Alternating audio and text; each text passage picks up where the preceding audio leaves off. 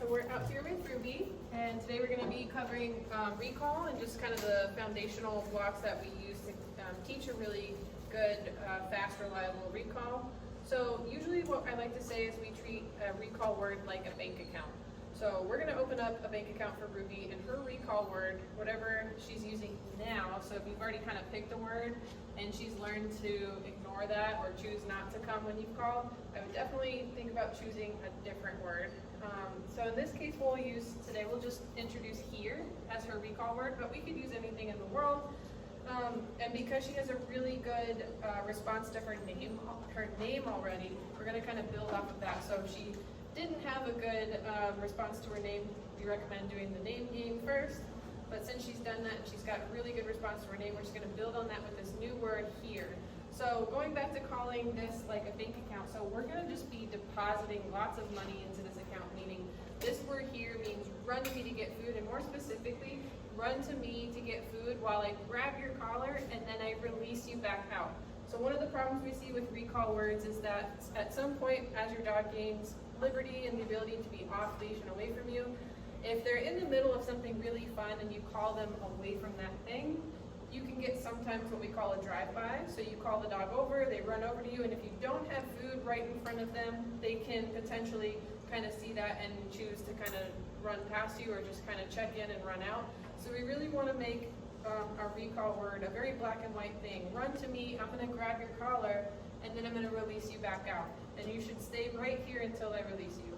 So that's really helpful, especially if you're in an emergency situation, if there's something dangerous happening, there's a car, there's a loose dog, your dog will run to you and expect that you're going to hang on to them until you're ready for them to get back out into freedom and liberty.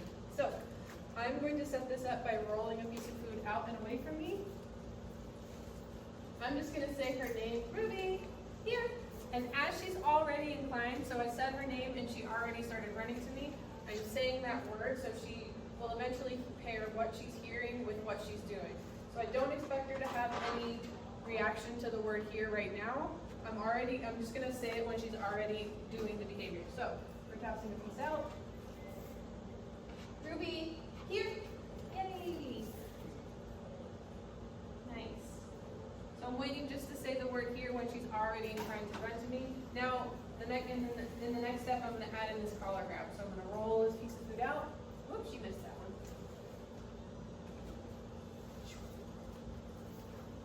Ruby, here. So this hand is going to feed and this hand is going to grab her collar. Good. Okay. The other thing that does too, it's important to desensitize your dog to being grabbed by the collar here. Good. See, so she's a little squirrely when I go to grab her collar. She's like, oh no, what's that? Okay.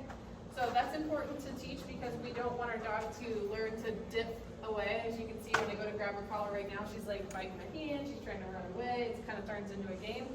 So she may have learned that when she gets grabbed by the collar, she gets removed from the fun. And that kind of brings us back to talking about this as a bank account.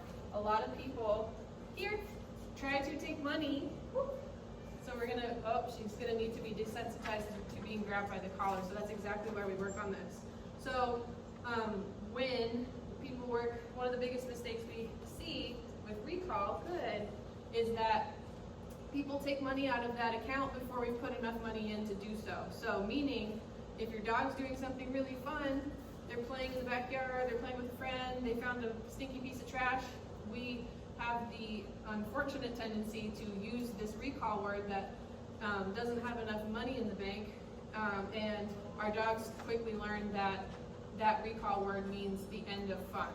So we never ever want to use our recall word to take our dogs away from something fun. For right now, while we're putting money into this bank account, we want recall to mean run to me to get food while I grab your collar, and I'm going to release you back to whatever it is you were doing. So for the first few weeks of recall, and for maybe think of each rep as $1 you're putting in this account, until you've got like a $100 bill in your account, don't use your recall word to call your puppy away from something fun and take them away from the party. Always re-release your puppy back to whatever it is that they were doing for right now. All right, so we're going to work on this collar grab and desensitizing her to that.